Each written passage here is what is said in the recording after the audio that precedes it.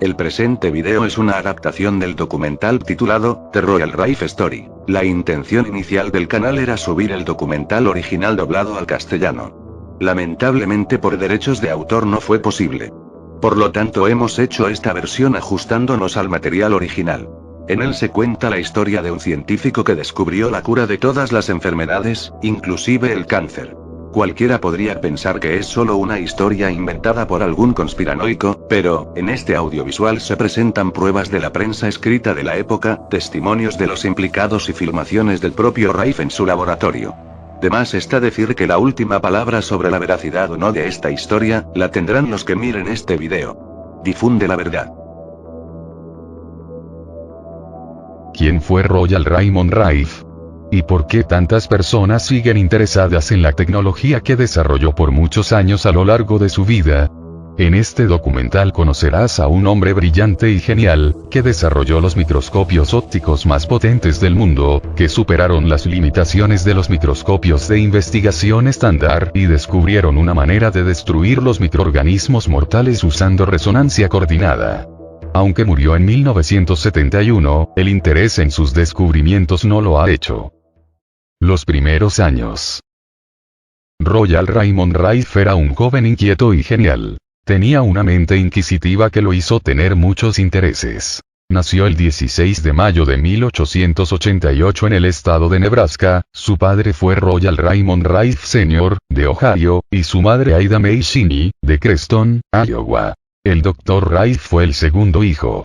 Su hermano mayor murió en la infancia, Ida May enfermó y murió 8 meses después de su nacimiento en 1889. Después de su muerte Rife padre estaba trabajando de 14 a 16 horas al día como ingeniero mecánico. Le llevó su hijo a su hermana, Nina Calvert Rife Driden.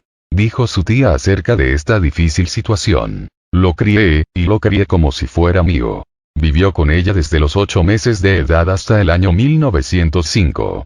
En este momento tenía interés en convertirse en médico y persiguió este sueño.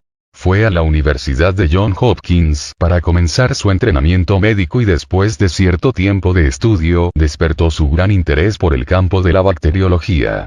En este campo hizo una gran cantidad de trabajo que incluyó fotografiar muchos especímenes para la Universidad de Heidelberg. Debido a la gran contribución que hizo a dicha universidad, le fue dado un doctorado honorario en parasitología en 1914. Debido a que sus estudios sobre bacterias requerían un uso intensivo de microscopios, Rife desarrolló un interés en la óptica y comenzó a estudiar el asunto. Este interés lo llevó a las obras de Carl Zeiss, de Nueva York. Los microscopios Zeiss eran de renombre mundial incluso en ese momento, y Rife estudió desde 1904 a 1908 con Hans Luckel, el ingeniero de óptica senior. En 1846, Carl Zeiss montó un taller para la mecánica de precisión y óptica en Jena, Alemania. 20 años más tarde se asoció con Ernst Abbe, cuya teoría de la formación de imágenes de microscopio llevó a mejorar estos instrumentos. Estas innovaciones hicieron a Zeiss un líder mundial en la óptica y fue el lugar lógico para que el Dr. Rife estudiara microscopios y tecnologías de lentes. Con su brillantez científica, los conocimientos sobre óptica y bacteriología, el Dr. Rife estaba a punto de comenzar un viaje increíble de descubrimiento.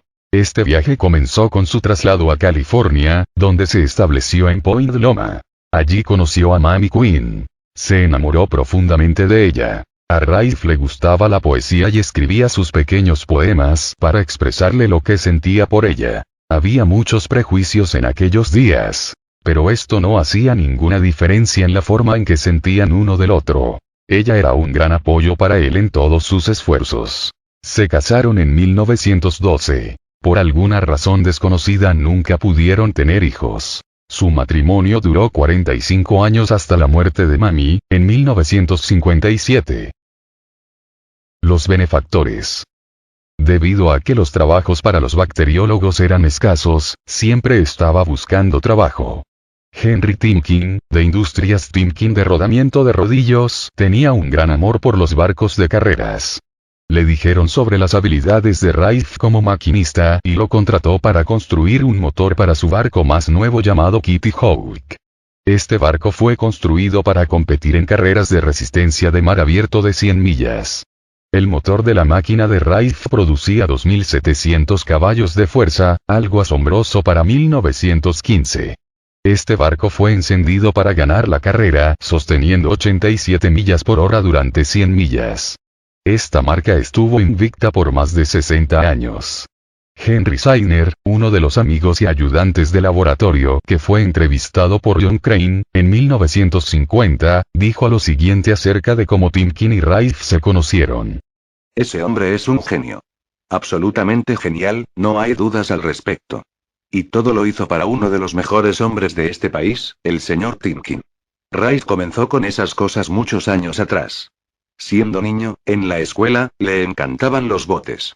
El señor Timkin por ese tiempo estaba en el negocio de las carreras y, entonces, alguien le contó sobre Rife. Recién salido de la universidad desarrolló un bote para él, llamado Kitty Hawk. Y Rife logró un récord mundial que aún permanece sin romper. Creo que había alcanzado los 2.700 caballos de fuerza en 1915. Si miras un libro de récords estadounidense todavía está inamovible. Todo el talento de Rife no se ha detenido nunca en todos estos años. Rife en este tiempo se hizo chofer de Henry Timkin. Pronto se convirtieron en buenos amigos y Henry quedó muy impresionado por el conocimiento de Rife sobre bacteriología y microscopios. Henry habló con frecuencia acerca de cómo la compañía estaba perdiendo una gran cantidad de dinero debido al acero defectuoso que lo estaba llevando a la ruina. Rife le dijo a Henry que sentía que podía resolver este problema. Por lo tanto, se puso a trabajar y desarrolló el primer ojo de rayos X capaz de radiografiar el acero y detectar fracturas en el metal. Rife desarrolló su ojo para explorar todo el ancho de la línea de producción y sonaba una alarma cada vez que se detectaba una falla. Esto ahorró a la compañía millones de dólares. En aprecio, Timkin dio a Rife un estipendio de por vida que recibió en pagos mensuales. Esto hizo posible que continuara su trabajo en bacteriología. Henry Sainer en su entrevista también habló sobre este evento en la vida de Rife. La familia Timkin es famosa por los rodillos metálicos. Son una corporación multimillonaria. Tuvieron un problema hace años. Estaban preocupados por cómo separar, cuando el acero entraba en el rodillo, aquella parte del acero o aquellas partes del acero que tuvieran tensiones y fortalezas. Por lo que Rife desarrolló una especie de radiografía, la que cubría toda la longitud de la línea. El ancho de la línea. Y a medida que el metal atravesaba el rodillo central, ni bien había un estrés más allá de cierto límite, la luz roja brillaba y todas las piezas eran desechadas. Esto les ahorró a los Timkin millones de dólares y como reconocimiento de ese logro, los Timkin le dijeron a Rife y su esposa que les darían todo lo que quisieran. La hermana de Henry, Amelia Sebrich, se enfermó. Los médicos que la examinaron no pudieron descubrir la causa de la enfermedad. La situación de la señora Bridge empeoró y se sabía que si no encontraban la fuente del problema, ella no viviría. Henry sabía a través de sus muchas discusiones que Rife era brillante en el área de la bacteriología. Le preguntó a Rife si investigaría. Rife sospechaba que el problema podía ser algo que estuviera comiendo. Así que entró en la cocina y tomó muestras de toda la comida. Debido a sus estudios tenía unos pocos microscopios estándar de investigación y fue capaz de aislar las bacterias responsables del problema. La señora Bridge se recuperó completamente de su enfermedad. Ella tenía una condición muy seria. Estaba siendo envenenada por la comida que estaba en su refrigerador. Rife hizo un análisis muy cuidadoso de todo y descubrió cuál era el problema. Los doctores no lo sabían, pero él lo detuvo en ese mismo momento.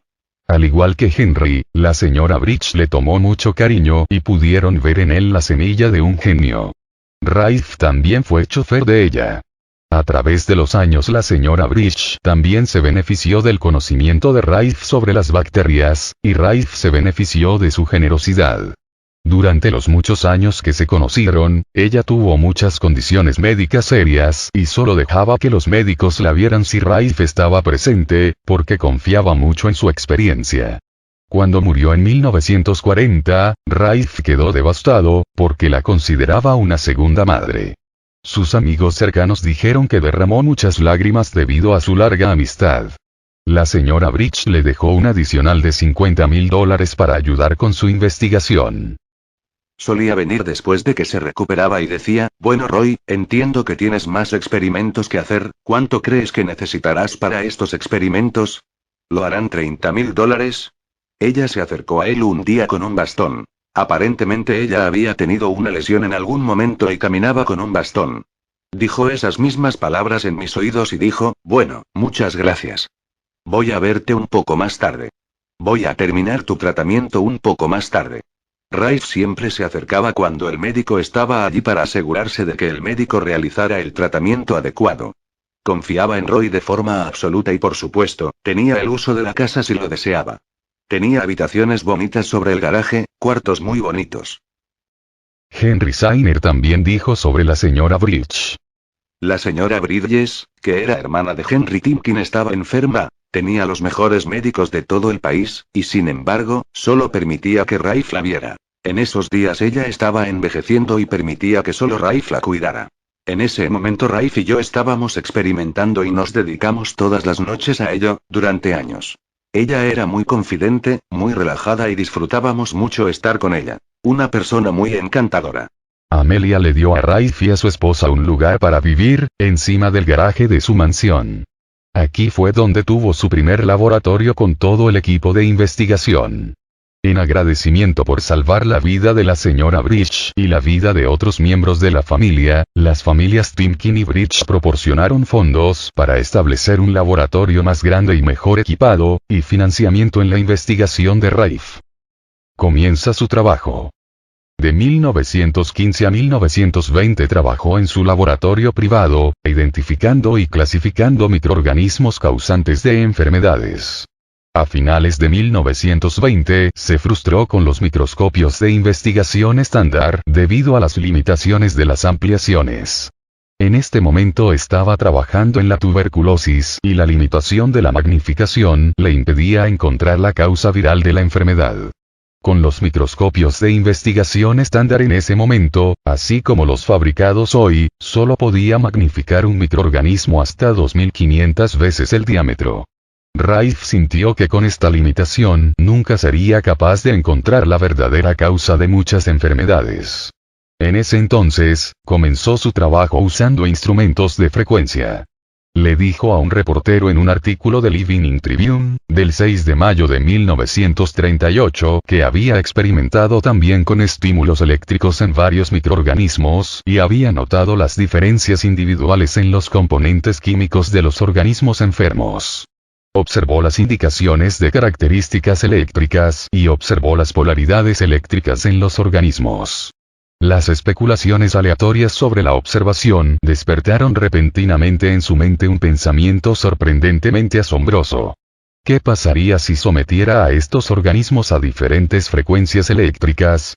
Con este pensamiento revolucionario empezó a reunir todos los instrumentos necesarios, como microscopios de investigación estándar, generadores de frecuencia para producir las frecuencias altas con las que trabajaría, tubos de ensayo y jaulas de equipos bacteriológicos para cobayos y otros animales con los que iba a trabajar, cámaras para fotografiar especímenes y maquinaria de taller para construir sus propios diseños.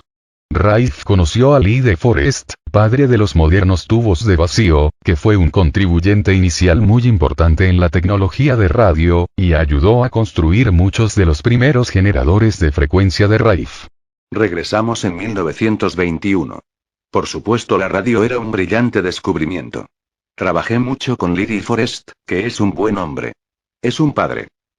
Rafe encontró a través de la ardua experimentación y mirando a través del microscopio, que al aplicar varias frecuencias se podía matar a estos microorganismos, probando que su teoría era correcta.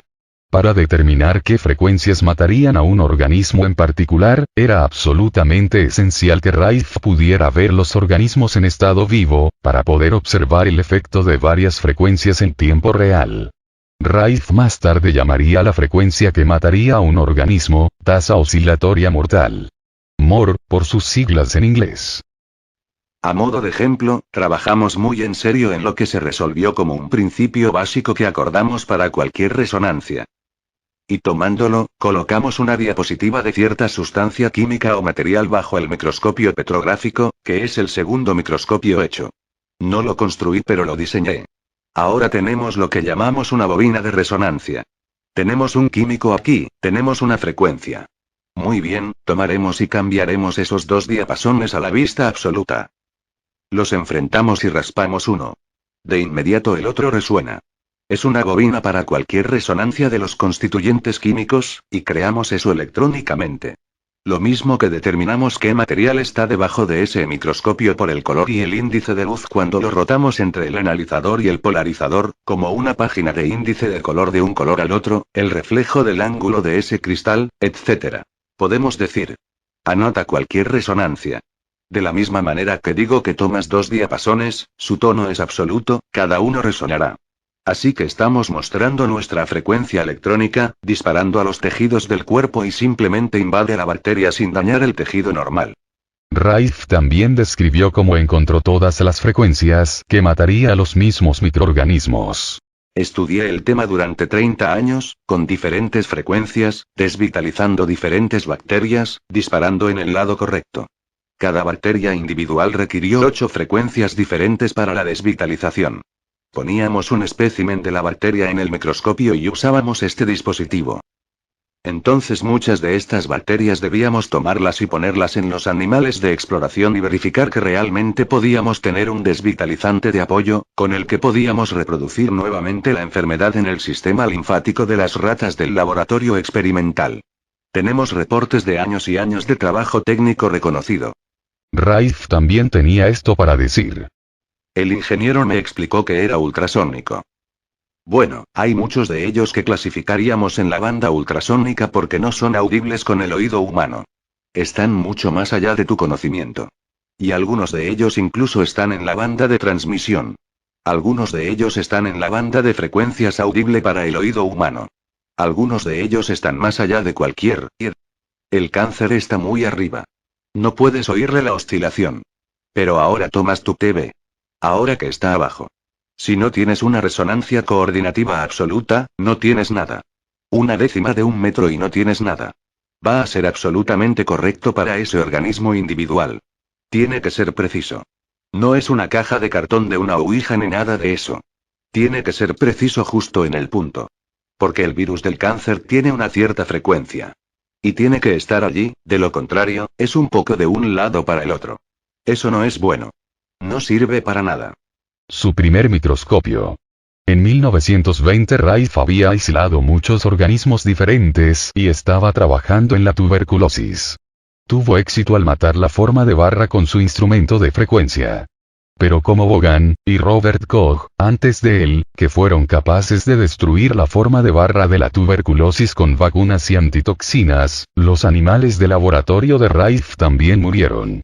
Esto lo llevó a pensar que había un virus adicional que se liberaba cuando la bacteria con forma de barra era asesinada. En su búsqueda continua de encontrar la forma de ver los virus vivos, Rife teorizó que muchos microorganismos no eran capaces de ser vistos porque eran más pequeños que las moléculas de las manchas de colorantes de ácido o anilina existentes.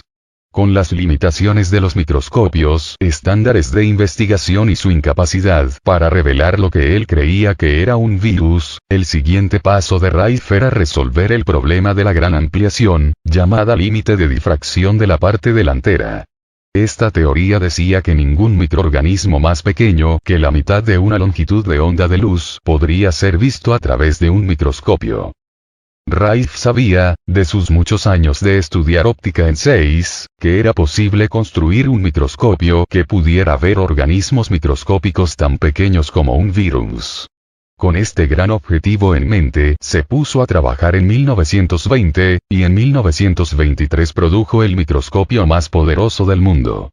Podía magnificar con una claridad de 9000 diámetros. El Dr. Rife decía que ese microscopio podía alcanzar hasta 17.000 diámetros, pero no con demasiada claridad. Utilizando el microscopio durante los siguientes 9 años en su laboratorio privado, avanzó más en el campo de la bacteriología que cualquier científico antes que él. Obtuvimos el instrumento que usamos hasta 1931. Fue un microscopio de lentes donde todo el aire fue extruido del cuerpo y reemplazado con glicerina. Las lentes eran homogéneas con glicerina, y el resultado fue que permitió que las matrices se separasen y no se cruzasen en la banda de interferencia de reflexión, como lo hacen en el tubo estándar de un microscopio de investigación regular. Los mantuvimos separados y luego los juntamos y los recogimos de nuevo en una punta de aguja. Pero digo que la resolución de este instrumento más allá de alrededor de 9 a 10.000 veces disminuía decididamente rápido. Pudimos subir en algunas ocasiones, en algunas preparaciones hasta 17.000 veces, pero no consideramos que la resolución fuera algo común más allá de unas 8, 9 o 10.000 veces, dependiendo enteramente del espécimen que examinábamos. A lo largo de su trabajo, Rife había notado que cada cosa viva se compone de químicos y tiene su propia circunscripción química única. En su laboratorio había estado utilizando un microscopio petrográfico que podía identificar las sustancias químicas en un organismo por el índice de refracción del color. Sabiendo que cada producto químico iluminado emitía un color específico de luz, concibió la idea de manchar el virus con la luz que éste dispensaba con la necesidad de teñir especímenes, y hacer posible el uso de una frecuencia de luz para coordinar con los constituyentes químicos de la partícula o microorganismo bajo observación. Desarrolló y patentó la lámpara de 2000 velas de potencia que proporcionó la luz necesaria. Esta lámpara, cuando se utiliza con el prisma de aumento LI, hizo posible separar frecuencias específicas de luz. En un artículo publicado en la Revista de Divulgación Científica de junio de 1931, se explicó el método de iluminación. Una luz eléctrica de 2000 velas de potencia cae sobre el centro de la película microscópica de estudio, un pequeño lugar en la delgada capa de cuarzo transparente que lleva los gérmenes. Sobre él, 16 de las lentes de cuarzo más finas que se pueden obtener, inmersas en glicerina, magnifican las dimensiones de cada germen 12.000 veces. Diseñado por el propio Rife, este aparato es uno de los microscopios más potentes del mundo. Su magnificación se compara con la ampliación de 2000 diámetros de microscopios comúnmente utilizados en laboratorios de investigación y en exámenes médicos. El 21 de noviembre de 1931, Los Angeles Times también tenían una explicación del uso de la luz. Debido al hecho de que las imágenes son llevadas al ojo por las ondas de luz que miden cerca de 50 milésimas de pulgada de longitud, se ha supuesto que ningún objeto considerablemente menor a eso en longitud sería visto por el ojo humano. Con el uso de prismas de cuarzo, se entiende que el Dr. Rife ha roto las ondas de luz, haciendo posible traer objetos increíblemente pequeños a la vista. A través del nuevo microscopio, según las estimaciones, un objeto que mide 100 milésimas de pulgada de diámetro se magnificaría para aparecer de 1/6 de pulgada de diámetro. El artículo de Los Angeles Times fechado el 12 de diciembre de 1931 titulado, Nuevo microscopio que rastreará gérmenes desconocidos en sus guaridas, decía. El Dr. Rife dice que los componentes para su microscopio se hicieron en muchas partes del mundo y que utilizó cristales de cuarzo, ya que permite de 48 a 50% más de luz que otros tipos de vidrio. Usaba una unidad de iluminación de 2000 velas con el instrumento. El haz de luz es frío, dijo, y ha tenido un espécimen vivo debajo de él durante 5 o 6 horas sin evaporación por calor. Ese instrumento que usamos hasta 1931, era un microscopio de lentes y todo el aire se extruía del cuerpo y se reemplazaba con glicerina. Las lentes eran homogéneas con glicerina. El resultado fue permitir que las matrices se separen y no se crucen en la banda de interferencia de reflexión, como lo hacen en el tubo estándar común de un microscopio de investigación regular. Los mantuvimos separados. Los separamos y luego los juntamos y los recogimos de nuevo en una punta de aguja. Pero digo que la resolución de este instrumento es aproximadamente entre 9 y 10.000 veces mayor. Pudimos aumentarla en algunas ocasiones. En algunas preparaciones hasta 17.000 veces, pero no consideramos que la resolución fuera algo común más allá de unas 8, 9 o 10.000 veces, dependiendo enteramente del espécimen que examinemos. ¿Cómo se explica esta gran ampliación en el microscopio? Debido a la distancia adicional, las separaciones, el poder de la luz y también el control de la iluminación. Porque no se puede manchar esas partículas con un manto ácido y teñirlas. Como dije 1000 veces, las partículas son más pequeñas que las porciones moleculares o que la estructura granular del manto ácido y las tinturas. Solo pueden teñirse con una frecuencia de luz y la luz polarizada lo demuestra.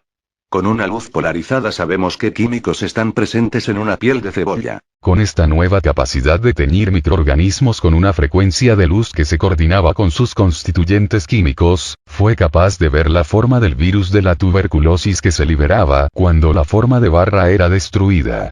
Entonces fue capaz de encontrar la frecuencia que mataría el virus. Aislé el virus de la tuberculosis, que considero es la forma ideal, llamada barra molecular de veneno, hace 24 años por un accidente químico. Todo el trabajo se remonta al Dr. Koch, que originalmente aisló el bacilo de la tuberculosis. Lo produjo. Las vacunas con una antitoxina mataban al bacilo de la tuberculosis, pero también mataban al paciente. Rife es reconocido. A pesar de la abundancia del trabajo en silencio en su laboratorio, sus logros comenzaron a llegar a los hombres de la comunidad médica. Un reportero del San Diego Union se enteró de los brillantes descubrimientos y después le hizo una entrevista sobre su increíble microscopio. Un artículo apareció en la primera página del periódico el 3 de noviembre de 1929. El título decía, "Un hombre local descubre las maravillas de la vida de los gérmenes". El artículo describía las fotos de varios microorganismos que se habían aislado y filmado. Después de este artículo fue presentado en muchos otros periódicos y revistas prominentes. A medida que las noticias de sus logros se extendían, médicos y bacteriólogos de todo el mundo eventualmente llegaron a San Diego para ver por sí mismos el microscopio y los nuevos descubrimientos que habían estado escuchando. El Dr. Johnson, el Dr. Kendall y el medio K.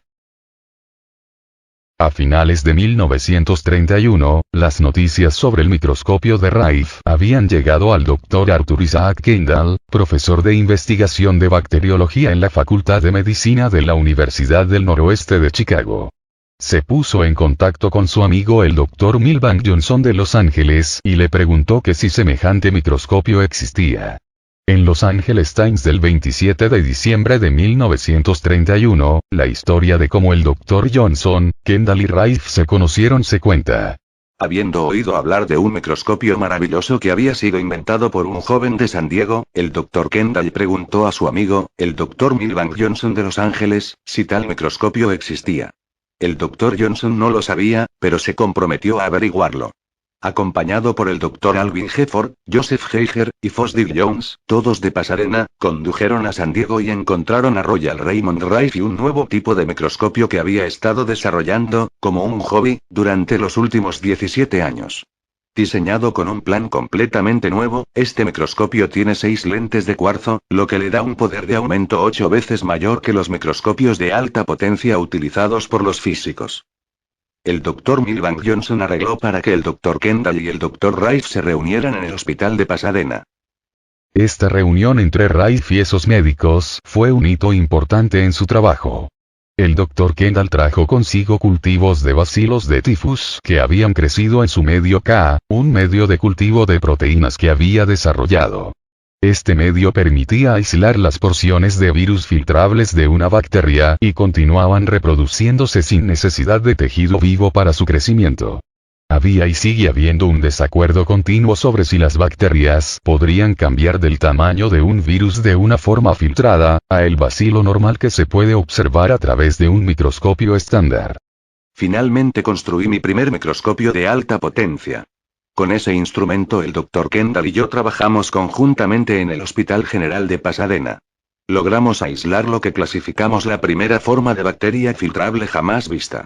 Fue aislada del bacilo tifoideo del cultivo del Dr. Kendall que trajo de su laboratorio en la Universidad de Northwestern en Chicago, y logramos definitivamente aislar la forma de esa bacteria. Tuvimos éxito en aislar este organismo utilizando el medio Kendall. Eso fue lo que Kendall usó para el aislamiento, o para sacar a la luz el bacilo del tifus a un estado filtrable. Nuestro informe conjunto sobre el tema se publicó en el California Western Medicine, en 1931. Virus y mutación. En un artículo en el Boletín Científico del 12 de diciembre de 1931, se afirma: el material utilizado por el Dr. Kendall era un cultivo del bacilo tifoideo, comúnmente un germen bastante grande, fácilmente visible bajo las lentes de mayor potencia de un microscopio compuesto. alimentándolo en su medio K recientemente desarrollado, que aparentemente tiene el poder de hacer que todas las bacterias visibles pasen a ser invisible, o sea, pasen a la fase filtrable. El Dr. Kendall indujo a los bacilos en sus cultivos a pasar por este cambio. Bajo la más alta potencia del microscopio ordinario, no veía nada moviéndose en el fluido. Esperaba un enjambre de pequeños gránulos bastante activos que solo eran visibles como pequeños puntos móviles. Examinados con el microscopio, sin embargo, estos puntos se hicieron claramente visibles como cuerpos pequeños, ovales, que se movían activamente, de color azul turquesa. Estos aparecieron en todos los cultivos, y se pueden transferir de un cultivo a otro a través de los filtros de poro fino. Así que el Dr. Kendall los consideraba como la forma realmente filtrable del bacilo tifoideo. Utilizando el microscopio de Rife y el medio de Kendall, los médicos pudieron observar estas etapas del desarrollo del bacilo tifoideo. Este experimento mostró que los virus y las bacterias eran capaces de mutar o cambiar su forma, hecho que es entendido hoy, pero que generó mucha controversia. Luego, en una fecha posterior, encontraron la frecuencia MOR, que mataba la fiebre tifoidea. A partir de este momento, el microscopio y el trabajo de Rife recibieron gran reconocimiento. Terminó trabajando muy de cerca del Dr. Alvin Ford, patólogo del Hospital de Pasadena, que más tarde se convirtió en presidente de la Asociación Americana de Patólogos, y del Dr. Milbank Johnson, entonces director médico de la compañía de seguros de vida Mutual Pacific. El Dr. Johnson se convirtió en el más férreo defensor de Rife, presentándole a otros médicos y haciendo posible que Rife pudiera avanzar en sus descubrimientos de forma importante. El fin de todas las enfermedades. El Dr. Johnson estaba tan impresionado con el trabajo de Rife y de las futuras implicaciones médicas de su instrumento de frecuencia, que celebró una cena en su finca en Pasadena en su honor, que fue anunciada como el fin de todas las enfermedades. En la parte trasera de la habitación, en la ventana se encuentra el Dr. Johnson en blanco, Rife a la derecha y Kendall a la izquierda. A los costados estaban los doctores Alvin Ford y Joseph Hayter, que habían ido con el Dr. Johnson a reunirse con Rife en su laboratorio. En el verano de 1932, Rife fue a Chicago con su microscopio para trabajar con Kendall. Kendall invitó al mundialmente renombrado bacteriólogo Edward Rousnow, de la división de la Clínica Principal de Bacteriología Experimental en Rochester, Minnesota, para que utilizara el microscopio de Rife. Rousnow había oído hablar de un antiguo paciente suyo, Henry H. Timken, el mismo que había estado financiando a Rife y su laboratorio. Rousnow, Kendall y Rife reconstruyeron el experimento de Rife y Kendall, hecho unos meses antes. El virus del cáncer. El Dr. Rife había estado trabajando en encontrar la causa del cáncer durante muchos años y había creído durante mucho tiempo que cuando la causa del cáncer finalmente se identificara se encontrarían con un virus o microorganismo. Había pasado muchos años buscando este microorganismo con su microscopio. Tenía 20.000 secciones de muestras de tejido sin haber encontrado nada. El medio K de Kendall era exactamente lo que necesitaba para poder encontrar el virus del cáncer. Un artículo en el San Diego Evening Tribune, del 11 de mayo de 1938, contó sobre los acontecimientos que condujeron al descubrimiento del virus del cáncer en 1932. El artículo de los periodistas resumió lo que dijo el Dr. Rife. Pero ni el medio ni el microscopio eran suficientes para revelar el organismo que se encuentra en los cánceres y que pasa por los filtros, relató. Fue un tratamiento añadido que encontró virtualmente por casualidad que finalmente lo hizo posible. Dejó en reposo un tubo de ensayo con un cultivo de cáncer dentro del círculo de un anillo de vidrio tubular, lleno de gas argón activado por una corriente eléctrica, que había estado utilizando en la experimentación con un bombardeo electrónico sobre el organismo de la enfermedad, relató. Sucedió que al descansar allí cerca de 24 horas, notó que su aspecto parecía haber cambiado. Estudió y probó este fenómeno repetidamente, y finalmente un día descubrió en el filtro de paso, gránulos rojo-púrpuras en los cultivos. Rife llamó a este organismo el bacilo X, o BX. Encontró que el organismo era pleomórfico y nombró otra forma más grande de este como BY. BX era para carcinoma, y BY era para sarcoma. Continuó aislando muchos otros organismos causantes de enfermedades. El mismo artículo en el San Diego Evening Tribune, del 11 de mayo de 1938 declaró. Entre las formas que pasaron por el filtrado informó que se habían aislado los de cáncer, aunque francamente declara que todavía no es positivo que esta sea la causa directa de la terrible enfermedad. El B. coli, el bacilo aparentemente inofensivo que siempre aparece acompañar al bacilo tifoideo dañino, la tuberculosis, el sarcoma, la enfermedad tumoral similar al cáncer, pero menos mortal, la parálisis infantil, las infecciones por estreptococos y estafilococo y la encefalitis por herpes y encefalitis ectárgica, ambas enfermedades infecciosas del cerebro y del sistema nervioso. El éxito de la búsqueda comenzó cuando el Dr. Kendall, jefe del Departamento de Investigación Bacteriológica de la Universidad de Medicina del Noroeste, se unió a él en una fase del trabajo y sugirió un medio de cultivo, que demostró ser una fase en hacer visibles los virus hasta entonces invisibles. Los últimos años de investigación hizo que Rife estuviera seguro de que había encontrado la causa viral del cáncer. Muchos otros médicos que llegaron a su laboratorio a principios de los años 30 también creían que lo había hecho. Un artículo del 31 de julio de 1949 en el San Diego Union dijo: La larga búsqueda de la humanidad por una cura para el cáncer puede estar a la vista como el producto final de los experimentos de laboratorio llevados a cabo en San Diego hace 15 años. Estos experimentos y los descubrimientos que resultaron se atribuyen al Dr. Rife, 62, del 3676 de la calle Zola, un técnico de laboratorio, ahora retirado. Este anuncio fue hecho ayer por James B. Couch, MD, médico de San Diego por 18 años. El Dr. Couch también dijo: También visitó al Dr. Cameron Gruner, exdirector del Fondo Archival de Investigación de Cáncer de la Universidad McGill, y discutió los recientes trabajos de Gruner en investigación del cáncer. Recordó que Gruner hizo varias visitas a San Diego 14 años atrás para estudiar los descubrimientos reportados por el Dr. Rife, de un virus relacionado con tumores cancerosos. Gruner le dijo al Dr. Couch que estaba satisfecho gracias al gran microscopio de Rife, con 25.000 áreas de ampliación, que había revelado un virus. Dijo además que el trabajo que había hecho con Rife en su laboratorio de Point Loma y las siguientes investigaciones en la Universidad McGill, habían confirmado que los tumores en crecimiento, positivamente podrían ser producidos por el virus descubierto en San Diego. Más adelante en el mismo artículo Rife le dijo al periódico: Cuando el Dr. Gruner vino a estudiar mis experimentos, trajo consigo un organismo fungoide. Dijo el Dr. Rife. Pude reproducir este mismo organismo fungoide por virus, que había clasificado como BX. También pude destilar mi virus del organismo fungoide. Produje cáncer en cientos de animales. Completé el ciclo del virus del cáncer y lo repetí 104 veces. Descubrí que el organismo del virus entra en la sangre de la víctima en una etapa del crecimiento. Ya en 1920 concebí la idea y la posibilidad de que cuando el agente causal de la malignidad, el llamado cáncer, fuera descubierto y encontrado, probablemente fuera causado por un microorganismo. Por supuesto, la recepción que recibí de la profesión médica y los científicos fue nula. Pero me puse a trabajar y logré aislar un virus. Primero, comencé a seccionar tejidos de todos los tipos conocidos de malignidad. Seccioné más de 20.000 de esos, los corté con una micatón especial muy fina. Algunos de ellos tenían solo un micrón de grosor. Los estudié bajo el microscopio y finalmente construí mi primer microscopio de alta potencia con el propósito de analizar y verificar esas secciones. Arthur Kendall y yo, trabajando conjuntamente en el Hospital General de Pasadena, logramos aislar lo que clasificamos como la primera forma filtrable de bacteria jamás vista. Ahora estas formas filtrables son muy diminutas en tamaño.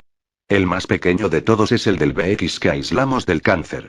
Pero es la más pequeña y mide menos de un 1/20 de micra y es muy móvil. Logramos aislar este organismo, este BX, utilizando un medio Kendall. El microscopio universal. A lo largo de los 40 años que se dedicó a investigar microorganismos y desarrollar todo tipo de equipos para ayudarse, ganó 14 premios gubernamentales por descubrimientos científicos y un título médico honorario de la Universidad de Heidelberg. Durante este periodo desarrolló y construyó 5 microscopios para virus, 4 de los cuales eran prismáticos. Su primer microscopio construido en 1920 utilizó lentes de cuarzo redondos, y los huecos entre ellos se llenaron de glicerina. Utilizó este instrumento hasta 1933.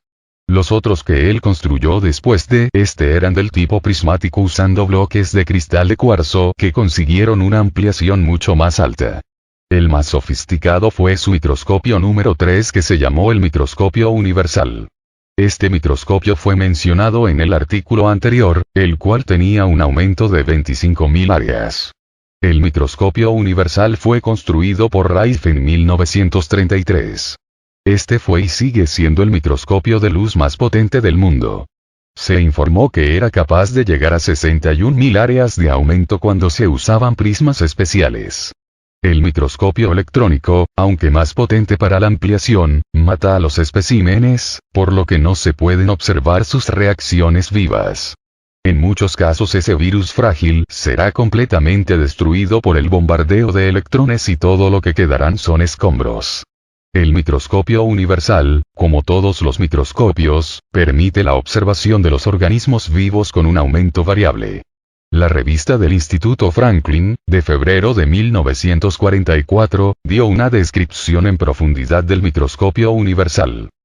El microscopio universal desarrollado en 1933 consta de 5.682 partes y se llama así por su adaptabilidad en todos los campos del trabajo microscópico. Estando totalmente equipadas con unidades de condensador de subestación independientes para haz transmitido y monocromático, polarización de campo oscuro y ultrailuminación con hendidura, incluyendo también un dispositivo especial para cristalografía. Todo el sistema óptico de lentes y prismas, así como las unidades de iluminación, están hechos de bloques de cristal de cuarzo. El cuarzo es especialmente transparente a las radiaciones ultravioletas.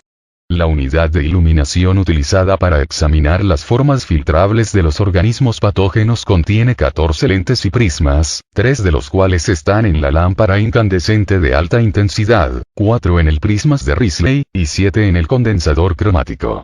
Entre la fuente de luz y el espécimen se aprietan los bloques de prismas de cuarzo de forma de cuña circular, con el fin de polarizar la luz que pasa a través del espécimen.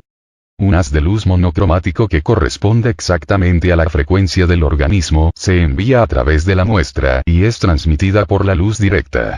Esto permite al observador ver el organismo manchado en su verdadero color químico y revela su propia estructura individual en un campo que es brillante con la luz. Los objetivos utilizados en el universal son, 1.1 para las tierras secas, 1.16 para inmersión en agua, 1.18 y 1.25 para inmersión en aceite. Los rayos de luz refractados por el espécimen entran en el objetivo y luego son llevados por el tubo por rayos paralelos a través de 21 curvas ligeras hacia el ocular. Solo se permite una tolerancia de menos de una longitud de onda de luz visible en el haz central. Los rayos comienzan a quedar paralelos entre sí, pero justo cuando están a punto de cruzarse, un prisma de cuarzo especialmente diseñado se inserta para sacarlos paralelos de nuevo. Otro prisma se inserta cada vez que los rayos están a punto de cruzarse. Así, la mayor distancia de la imagen en el universal se proyecta a través de cualquier medio de cuarzo o de aire, es de 30 milímetros en lugar de los 160, 180 o 190 milímetros como en el tubo vacío o lleno de aire de un microscopio ordinario. Bajo el microscopio universal se pueden observar sucumbir organismos tales como tuberculosis, cáncer, sarcoma, estreptococo, tifoidea, estafilococo, lepra, fiebre aftosa y otros. Pueden ser observados sucumbiendo cuando están expuestos a ciertas frecuencias letales coordinadas con las frecuencias peculiares particulares a cada organismo individual y dirigidos sobre ellos por los rayos que cubren una amplia gama de ondas. Debido a que el microscopio universal tenía la capacidad de utilizar todo tipo de trabajo microscópico, era muy complicado. Costó más de $250,000 el construirlo en 1933, poco más de $11 millones en la actualidad. Este instrumento, junto con otros instrumentos sofisticados construidos por Rife, le permitió encontrar las muchas frecuencias que matarían todos los diferentes tipos de microorganismos que estaba aislando. El microscopio universal estudia todo el campo de la luz polarizada. Es la encarnación de todos los campos de la cristalería. Encarna la luz polarizada. Dicha luz encarna el campo de la accesibilidad. Creemos que este instrumento abrirá un campo que nunca ha sido visto por los ojos humanos. No decimos que el médico promedio o incluso el investigador científico promedio no puedan usar este microscopio. Tendrán que ser entrenados porque los delicados ajustes del sistema superan con creces cualquier cosa que se haya usado en el campo de la microscopía. Como un ejemplo, el ajuste fino de este sistema se requiere 7 revoluciones completas para el movimiento del objetivo una micra. El control de la cosa se construye hasta el límite de la precisión humana y continuaremos con este instrumento. Lo que quiero enfatizar en este momento es la importancia del control de la iluminación de cualquier campo de la microscopía, así sea con un microscopio común usado por nuestros estudiantes, o el practicante, o el investigador en el laboratorio, o el científico que está trabajando en el campo del virus filtrable.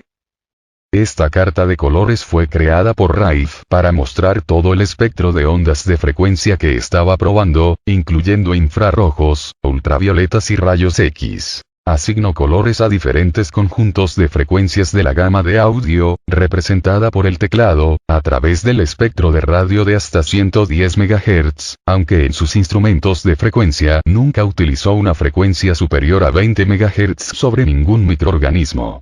Encontró a través de su investigación que había muchos armónicos diferentes en las frecuencias que podían matar a varios microorganismos. El laboratorio de Rife. Esta es una película original hecha en 1936 que muestra el laboratorio del Dr. Rife y el aislamiento del virus del cáncer. Este es Raymond Rife parado fuera de la puerta de su laboratorio. Aislamiento del virus del cáncer.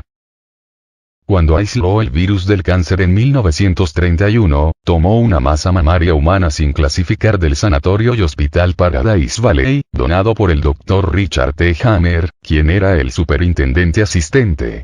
Se cortaron porciones de este tumor y se filtraron a través de un filtro Feld triple de porcelana que proporcionó una filtración de aproximadamente 10 micras. El virus podía pasar fácilmente a través de un filtro con este grado de tolerancia. El tubo de ensayo que se muestra aquí se irradió durante 24 horas con gas argón. Esta irradiación hizo que el virus se volviera virulento. Rife podría entonces hacer crecer tumores en semanas en lugar de meses. El gas argón ionizó el virus y para contrarrestarlo, el tubo de vacío se colocó en 2 pulgadas de agua y se calentó a temperatura casi corporal durante 24 horas. Este método de ionización y oxidación trajo la refracción química del VX fuera del ultravioleta, a la banda visible del espectro.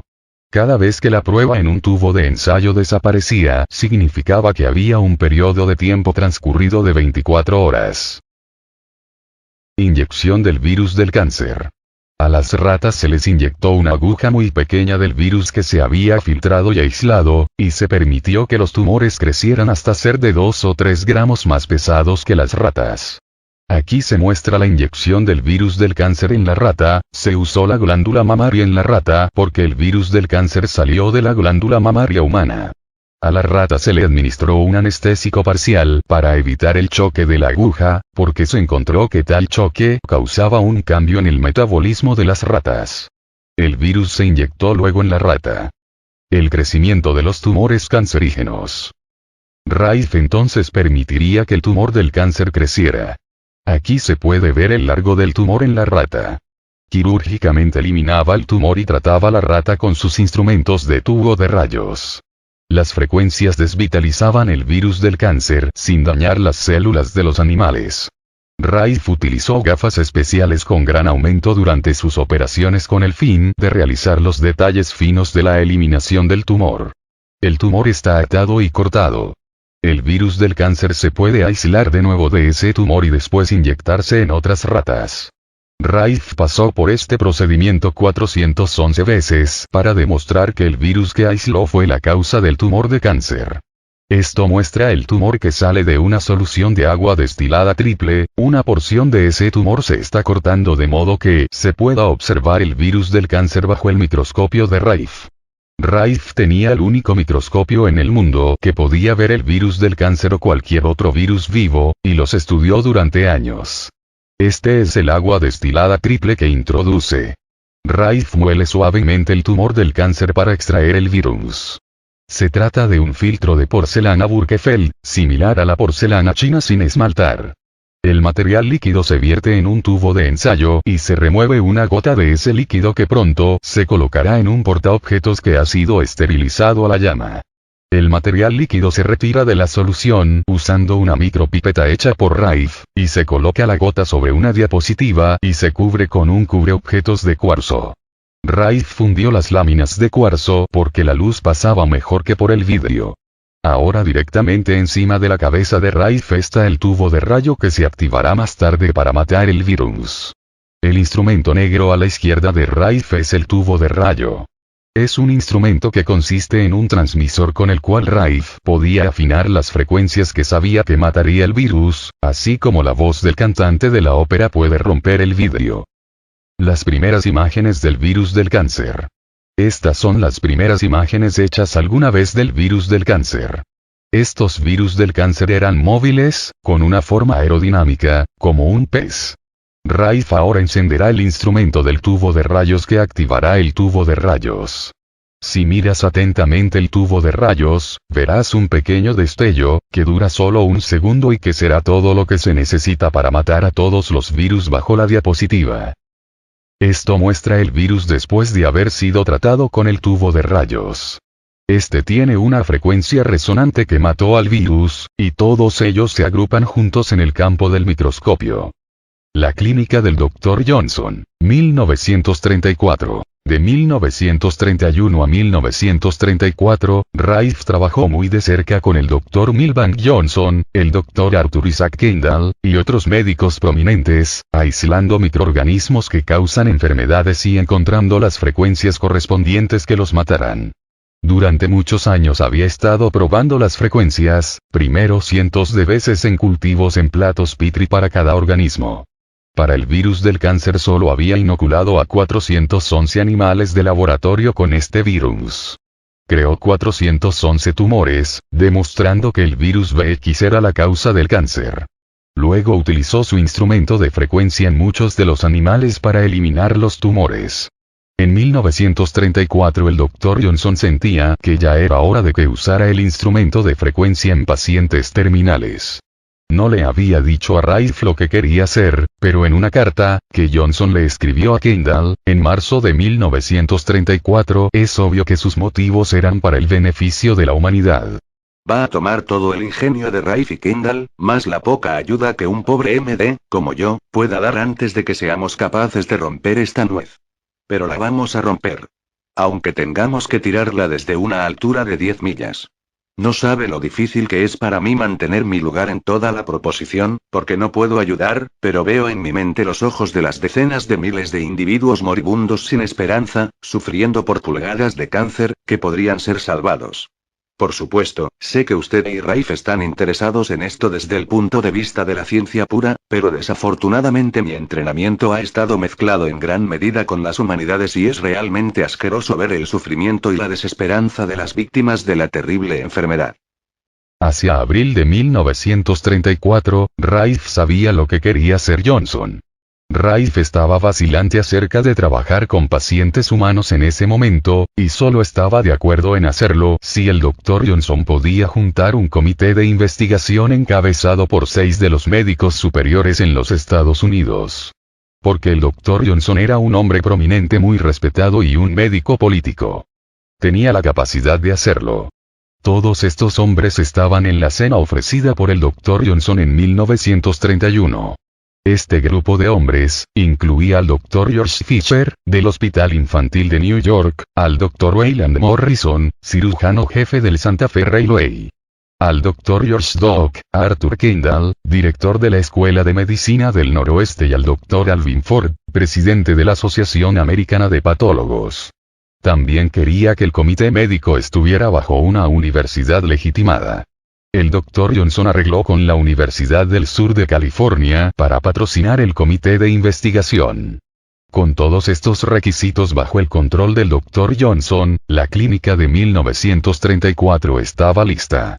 Ahora verían si el instrumento funcionaría en pacientes con enfermedades terminales que no tenían esperanza. La clínica duró aproximadamente 70 días y se llevó a cabo en la casa de Ellen Scripps, cerca del anexo del Instituto Scripps, en La Joya. Al final de los 70 días, el comité de investigación declaró que 14 de 16 pacientes se curaron clínicamente. Una tasa de éxito del 87,5%. Los 2 pacientes restantes no se habían recuperado completamente al final de la clínica y el Dr. Johnson eligió al Dr. Couch para terminar sus tratamientos. 60 días después esos pacientes se habían recuperado completamente también. Tuvimos una clínica en 1934 en La Joya. El Dr. Milbank Johnson, un amigo mío que estaba en Los Ángeles, era uno de los principales miembros de la compañía de seguros de vida, Pacific Mutual Life. Un multimillonario, dicho sea de paso, era un político médico, tenía gran poder, y podía poner a estos muchachos a trabajar. Y entonces tuvimos esta clínica. Yo no quería ir, pero él decía que todo iba a salir adelante. Eso fue solo poco después que la señora Ellen Scripps muriera. Alquiló toda la casa de la señora Scripps. Dirigimos una clínica, estuvimos allí 90 días, realmente dirigimos la clínica. Diría que 70 días hicimos trabajo clínico real. Y primero le dije que quería que se hiciera en un orden legítimo. Le pedí que rodeara a nuestro comité con un grupo de 6 de los hombres más importantes que se podía elegir en los Estados Unidos. Eres lo suficientemente político como para poder hacer eso. Y lo hizo. Consiguió a Fisher de New York, a Wayland Morrison, a George Dock de Pasadena y otros. Quería como patólogo a Alvin Ford, que es amigo de los dos. Bueno, me dice, has mirado 1000 tejidos de Alvin.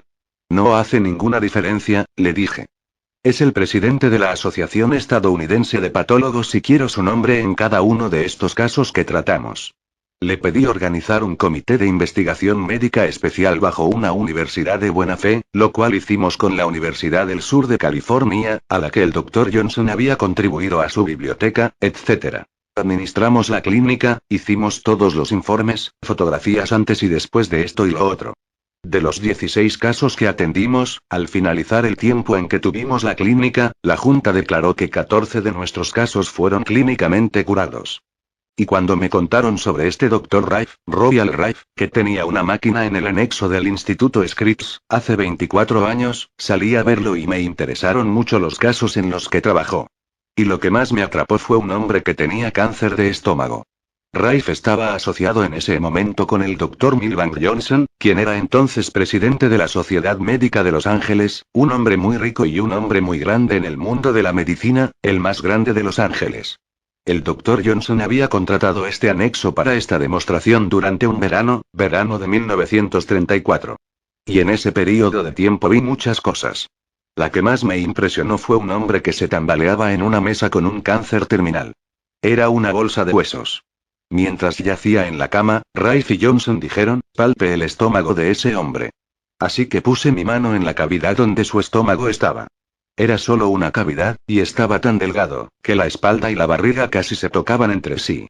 Puse mi mano sobre su estómago. Había una masa dura y sólida. Más o menos la podía cubrir con la mano, algo en forma de corazón. Era absolutamente sólido y pensé que no se podía hacer nada. Sin embargo, le dieron un tratamiento con las frecuencias Rife, y en el transcurso del tiempo, durante un periodo de 6 semanas a 2 meses, para mi asombro, se recuperó por completo.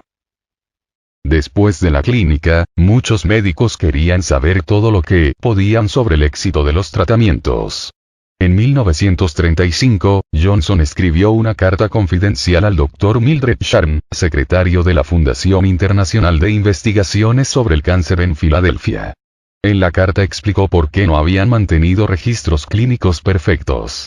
La clínica fue abierta y manejada por mí, para satisfacerme personalmente sobre si el rayo destruiría organismos patógenos in vivo así como in vitro. Esto último se había demostrado en repetidas ocasiones en el laboratorio. Tuve que tener esta información concluyentemente positiva antes de que pudiera recomendarla a mis amigos, para entrar en el trabajo y para llegar a una conclusión lógica.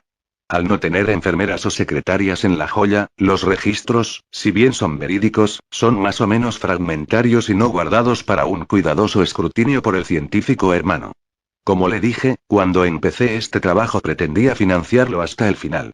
La única asistencia que esperaba obtener era la cooperación que podría recibir de otros médicos al trabajar con el microscopio y el rayo.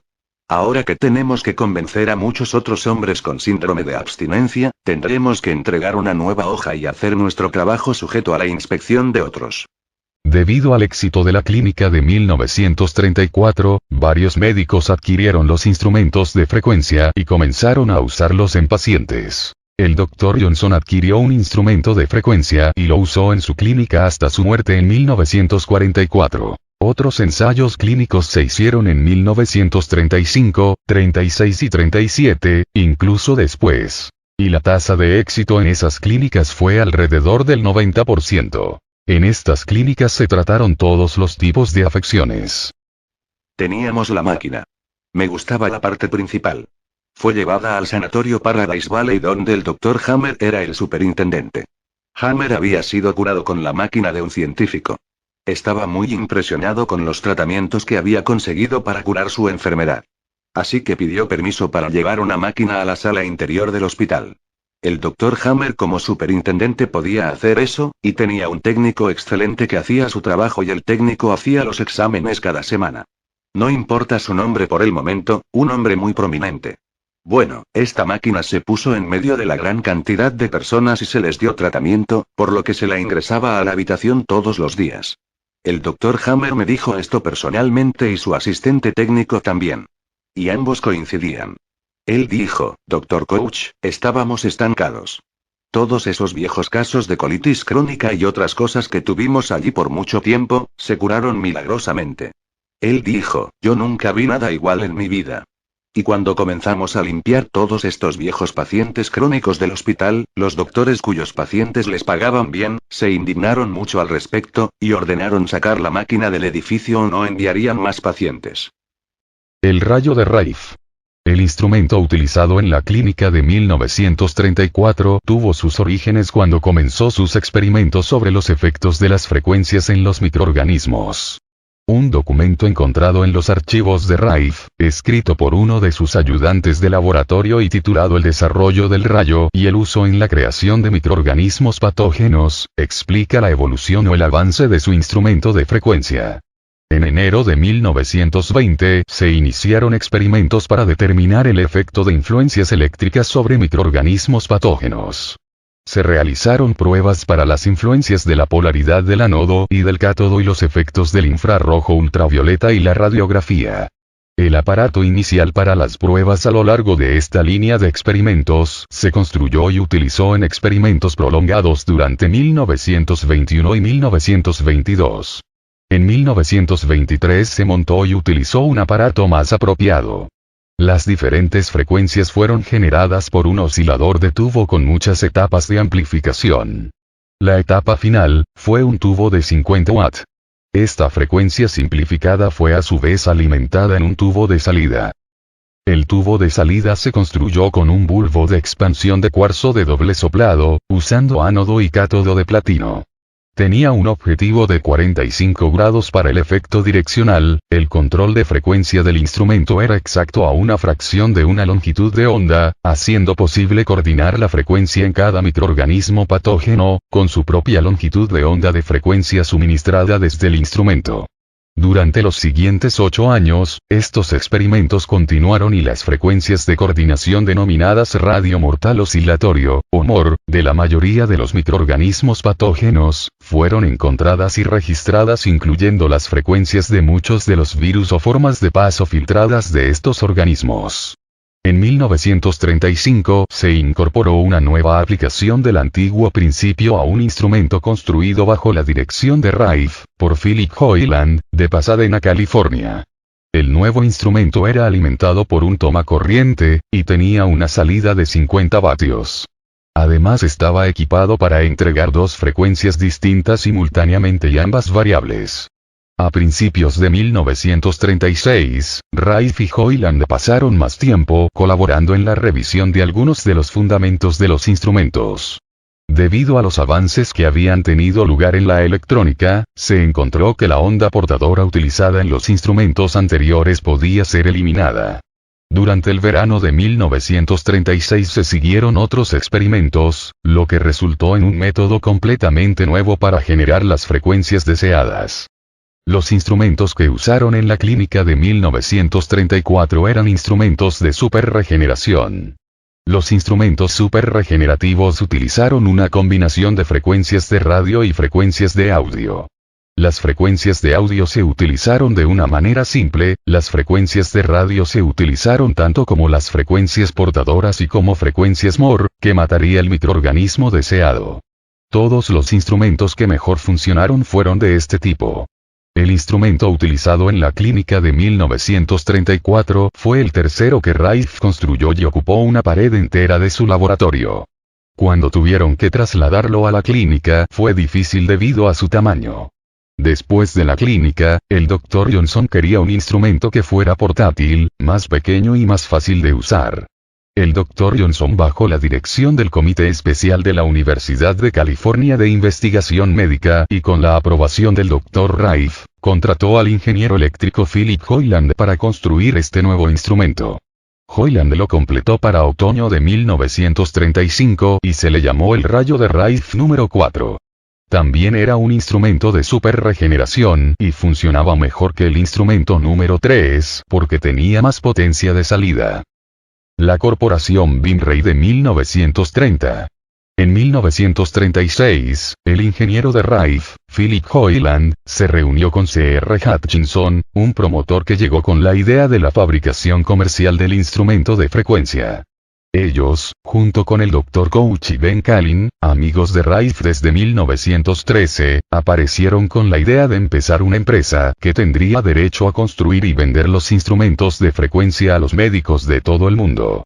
Rife, después de mucha consideración, decidió seguir adelante con la corporación Binray, mientras se cumplieran estas dos condiciones. Se adherirían a los principios básicos originales del instrumento de frecuencia y cada instrumento sería probado a fondo para asegurarse de que mataría las bacterias y virus patógenos deseados. En la década de 1970, el Dr. John Hubbard entrevistó a Bertrand Comparet, abogado de Rife, y dijo esto sobre la formación de la corporación Binray. Entonces, Rife se estaba impacientando, aquí había algo con posibilidades notables para el bien de la humanidad, y él quería que se usara para sanar a la gente. Y luego incorporó a Hoyland como su socio, y Hoyland quería algunos beneficios financieros. Eso llevó a la organización de Binray Incorporated. Philip Hoyland había diseñado y construido un nuevo instrumento para la empresa Binray en 1936. Hoyland quería proteger a la empresa de personas sin escrúpulos que trataran de robar su instrumento y porque no habían podido patentarlo. Bertrand Comparet dijo esto. Ese es un dispositivo relativamente simple de hacer, incluso en aquel entonces. La estabilidad, eso es otro asunto. ¿Y qué era la razón por la que no era posible la protección de patentes? Porque incluso si pudiéramos inventar un nuevo generador de frecuencias, las que ya están en uso podrían hacer lo mismo. Entonces, tenían que mantener el secreto del asunto.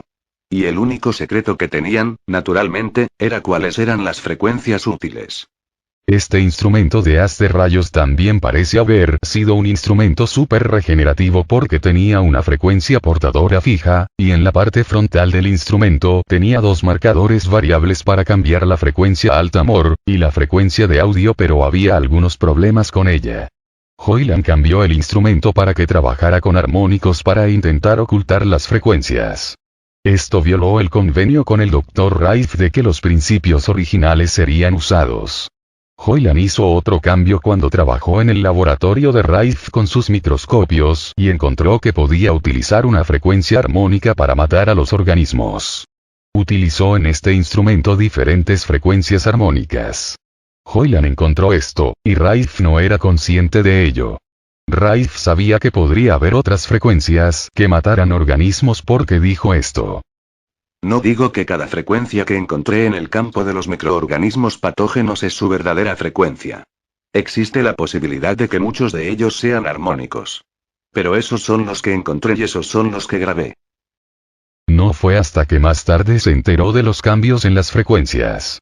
Además de los armónicos y las frecuencias cambiadas en el instrumento, el haz de rayos tenía problemas con la estabilidad. Bertrand Comparet hizo esta declaración. Ahora, si esto era la incapacidad de Hoyland para hacer mejor o si era inevitable en esos días, no lo sé. Pero los dispositivos de Hoyland tenían ese cambio de frecuencia a medida que se calentaban, por lo que tenían sus problemas. La compañía inicialmente construyó 14 instrumentos y fueron vendidos a médicos. Algunos de los médicos estaban contentos con el resultado logrado con su aplicación, pero a otros no les gustaron los problemas con el cambio de frecuencia, debido a que este cambio de frecuencia de los instrumentos les daban resultados variados. Los médicos que estaban dispuestos a trabajar con el cambio de frecuencia, al girar el dial a través de la frecuencia a utilizar, estaban contentos con sus resultados. Hacer esto tomaba más tiempo y por supuesto el tiempo es dinero para los médicos. Así que los doctores que no estaban contentos con este problema los consideraron instrumentos basura, y los devolvieron. Bertrand Comparet dijo: Se estaba desarrollando una fricción en la empresa. Querían un instrumento vendible y Hoyland estaba haciendo chatarra. Hoyland se quejaba de que no estaban invirtiendo dinero al vender estos aparatos y decía: no podemos vender estas cosas una sola vez y que no se sigan vendiendo. En mayo de 1938 el Dr. B. Winter Gonin, W.V. Blewett, y el Dr. Parsons de Inglaterra fueron a los Estados Unidos para conocer al Dr. Rife. Escucharon acerca de los instrumentos de frecuencia y los microscopios de boca del Dr. Couch y querían comprar el derecho a venderlos en Inglaterra y otros países europeos. Estaban impresionados con lo que vieron y compraron un microscopio y 2 instrumentos. Todo para ser enviado más adelante cuando fueran terminados. Hoyland tenía miedo debido a algunas declaraciones hechas al Dr. Couch, que intentarían robar el instrumento de frecuencia, así que los envió desconectados. Los temores de Hoyland no eran infundados. Cuando los instrumentos llegaron a Inglaterra, el grupo británico se enteró de que no estaban cableados correctamente y los arregló. Esto no los detuvo como Hoyland había esperado, y el Dr. Parsons copió los instrumentos. Hoyland trató de esconder las frecuencias usando armónicos en la frecuencia portadora, pero esto tampoco funcionó. Cualquier cosa puede ser copiada. El grupo británico siguió escribiendo y pidiendo las frecuencias. El Dr. Couch, que estaba en Inglaterra en ese momento, se reunió con Gonin y trató de conseguir una reunión con los 3 del grupo británico pero no pudo. Envió un telegrama al Vinray donde decía: me duele decir que mi progreso ha sido nulo. Gonin, en nombre de sus amigos, está supuestamente muy molesto por el tipo de máquina que le enviamos a través de Parsons, pero lo considero ahora una gran excusa. Mi impresión del conjunto no es demasiado buena. Todavía no he sido invitado a conocer a Blewett o Parsons, aunque pedí varias veces para organizar una reunión desde que regresé. Lo que realmente ha ocurrido es: Parsons en el teléfono antes de la llegada de Gonin declaró que la máquina estaba en la aduana en espera del regreso de Gonin, pero, por desgracia, cuando contacté a Gonin después de su llegada aquí hace 2 o 3 días, evidentemente no sabía la parte del discurso porque afirmó que Parsons había tenido la máquina en su oficina, pero era tan inadecuado para la inspección de la oficina por médicos visitantes que le había ordenado que la llevara a su casa para sacarla de la vista. Mientras tanto, supongo que Parsons, su compañero de alguna manera, sin duda se ha apropiado de nuestras frecuencias para su propia máquina superlativa. Utilizo ese adjetivo porque Gonin todavía insiste en que su amigo sabe más que nadie sobre las frecuencias. Ahora, me estoy poniendo lentamente en conocimiento del plan y las razones por las cuales ninguno desea encontrarse conmigo, Blewett y Parsons, en este caso. No encaja perfectamente con la imagen que Gonin tiene a la vista. Ellos quieren el microscopio, pero ya tienen las frecuencias. No importaba que tan duro Hoyland hubiese tratado de evitar que el instrumento se copiara y las frecuencias se sacaran. No era posible. El propio Hoyland, en ese momento, no estaba siendo bueno y no era honesto con los otros propietarios del Vinray. Él y Hutchinson estaban planeando asumir la empresa de Vinray. Dijo Bertrand Comparet. Bueno, nadie estaba seguro de si Hoyland saboteaba deliberadamente las máquinas que enviaban a Inglaterra, o si solo era un chapucero incompetente. Nuestra propia sospecha en ese momento era que era un sabotaje deliberado porque Hutchinson y Hoyland ya estaban planeando hacerse cargo del negocio ellos mismos. Lo tenían resuelto. Ben Collen también habló de lo que estaba haciendo Philip Hoyland y por qué. Philip Hoyland se disgustó con todo el trato porque no estaba recibiendo lo que sentía que era su parte justa de la acción, que estaba bastante dividida entre todos nosotros. El juicio del Vinray, 1939. El Dr. Hammer en ese momento tenía un instrumento Vinray, y con la asistencia de sus 2 técnicos tenía un promedio de 40 pacientes al día en su oficina. Un hombre de 82 años de edad fue de Chicago a California y fue tratado por el Dr. Hammer por un cáncer. El hombre se recuperó completamente y regresó a casa. Debido a la codicia de Philip Hoyland y su deseo de tener más propiedad sobre el Binray, había un montón de problemas en la corporación en ese momento. Bertrand Comperet y Ben Collen relataron lo que pasó después. Teníamos razones para creer, sentíamos y creíamos, que este período problemático en desarrollo lo tenía a Hoyland como parte de un plan para congelar a los demás, y que debía haber tenido algo de cooperación por parte de Hutchinson. Ese viejo tenía 82 años de edad. Honesto a Dios. Nunca vi algo así. Era increíble, el deleite de tener una piel hermosa y limpia como la piel de un bebé otra vez por ser sanada de algo que parecía que iba a sufrir por mucho tiempo como adulto. Regresó a Chicago. Naturalmente, no podía quedarse quieto y Fishburne se enteró. Fishburne lo llamó y el anciano se mostró un poco reticente a contarle sobre el tema e hizo mucho al respecto. Fishburne, por supuesto, fue deshonesto al hacerlo, y tendrá que pagar su deuda más tarde al Creador Supremo por haberlo hecho, pero Fishburne se lo ganó y cenó con él, y finalmente descubrió dónde estaba esta máquina. Bueno, Fishburne se hizo con Han Realty Company en Los Ángeles y, por supuesto, son judíos y alemanes, y sin duda eran hombres bien intencionados. El presidente de Han Realty Company bajó, no me acuerdo de su nombre, y tuvo varias reuniones con nosotros y finalmente nos invitó a cenar y cosas así. Finalmente abordó el tema de comprar la corporación. No pudimos hacerlo y no íbamos a hacerlo. Era la corporación Binray. Morris Fishburne era editor de la revista de la Asociación Médica Americana y poseía todas sus acciones. Como editor y propietario único de todas sus acciones, tenía un enorme poder y cuando se encontró con que no podía comprar el Binray a través de sus representantes en Los Ángeles, decidió tomar una táctica diferente. Sus representantes se reunieron con Hoyland en privado y supieron que estaba insatisfecho con su parte en la empresa, así que le dieron a Hoyland $10,000 para que ayudara a Morris Fishburne y a la AMA para obtener el control de la corporación Binray, aunque lo llamaron un regalo. Todo el mundo sabía que era un soborno. Noté que Philip se mostraba bastante amable con ellos y no pensé mucho en eso hasta que descubrí que lo habían agarrado y lo habían sobornado con un cheque de $10,000. Venía de muchas fuentes y más tarde de sus propios labios que le habían pagado $10,000. Él había deseado por Dios nunca haberlo aceptado. Tan pronto como Hoyland había aceptado el dinero, un destacado abogado con el nombre de Aaron Shapiro, se presentó para representarlo en una acción legal para tratar de tomar el control de la Binray. Hoyland no tuvo que preocuparse de pagar a este abogado porque lo pagaron Morris Fishburne y la AMA. Lo que sucedió fue que Aaron Shapiro salió de Chicago, el fiscal, pagado por la AMA. Lo sé, porque él hizo esa declaración a Bertrand Comperet y a otros, y por supuesto, muchas veces estaba en el grupo y escuchaba lo que se decía.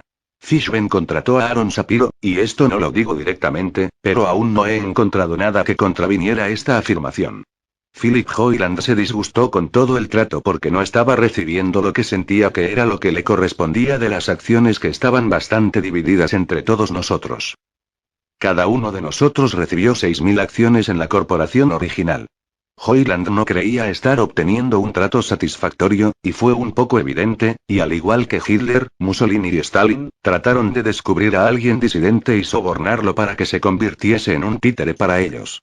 Bueno, Han Realty Company, instigada por Fishburne, sobornó a Philip Hoyland para que se convirtiese en un títere. Como resultado, fuimos pateados a la corte del juez Kelly. En este momento un abogado con el nombre de Bertrand Comperet fue contratado para representar a la corporación Binray. La demanda que fue presentada por Philip Hoyland contra la corporación Binray alegó que la empresa no fue capaz de cumplir con sus obligaciones financieras y que el consejo de administración debía ser despedido, y él, Hoyland, debía ser puesto para controlar la empresa.